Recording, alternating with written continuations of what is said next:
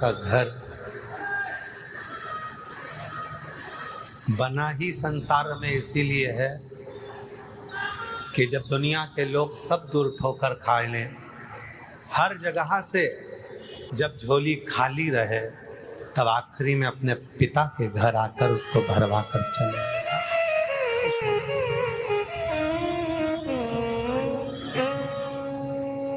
गणेश जी महाराज ने स्वयं भगवान देवाधिदेव महादेव को गुरु माना। मां जगतजननी जगदम्बा अम्बा पार्वती जी जब अमरनाथ की गुफा में जाकर कथा को श्रवण करने के लिए बैठी, तब माता पार्वती जी ने भी हाथ जोड़कर कहा, मैंने सुना है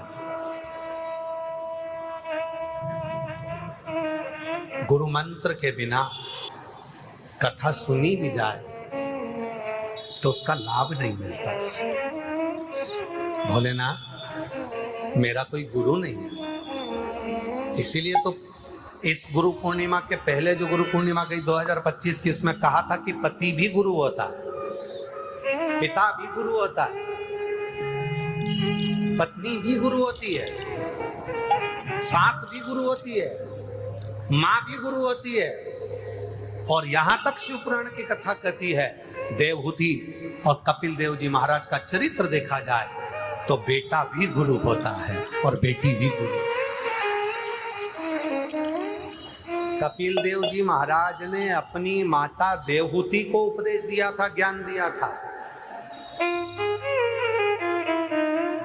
एक बेटे ने अपनी मां को ज्ञान दिया, बेटा गुरु बन गया।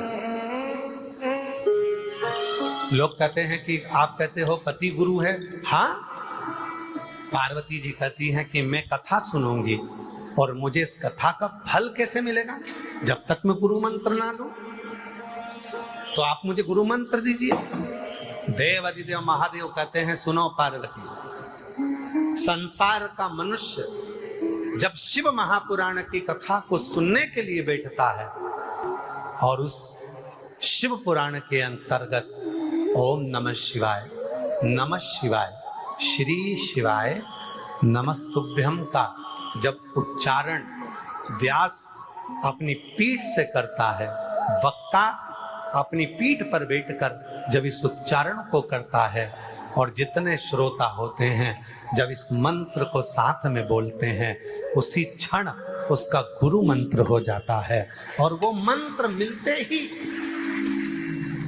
आप रामचरितमानस उठा लीजिए, आप श्रीमद् भागवत उठा लीजिए, आप शिव पुराण की कथा उठा लीजिए, आप विष्णु पुराण उठा लीजिए, आप देवी भागवत उठा लीजिए।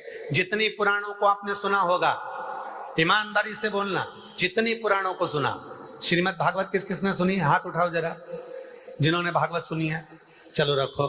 भागवत सुनी तो पंडित जी शुरू करते हैं जब कथा को, तब उच्चारण करते हैं, ओम नमो भगवते वासुदेवाय, श्री कृष्ण शरणम, श्री कृष्ण गोविंद हरे मुरारी, हे नाथ नारायण। बोलो बोलो, बोलते कि नहीं बोलते? कथा चालू होने के पहले पंडित जी भजन गाकर आपसे भजन गवाते हैं। राम कथा चालू होने से पहले सीताराम सीताराम सीताराम सीताराम का उच्चारण करवाते हैं। विष्णु पुराण चालू होने से पहले श्रीमन नारायण श्रीमन नारायण श्रीमन नारायण का उच्चारण करते हैं। देवी भागवत प्रारंभ होने से पहले माता रानी का उच्चारण करवाते हैं। वो उच्चारण क्यों करवाते हैं? क्योंकि देवाधिदेव महादेव ने माता पार्वती से कहा, पार्वती जब कथा प्रारंभ होती है और उस प्रारंभ कथा में जब मंत्र का उच्चारण एक वक्ता अपने मुख से करता है, श्रोता उसका गुणगान करते हैं, उसी समय पर उसका गुरु मंत्र हो जाता है, फिर उसे कथा का लाभ मिलना प्रारंभ हो जाता है। कथा का लाभ मिलना उसे प्रारंभ हो जाता है।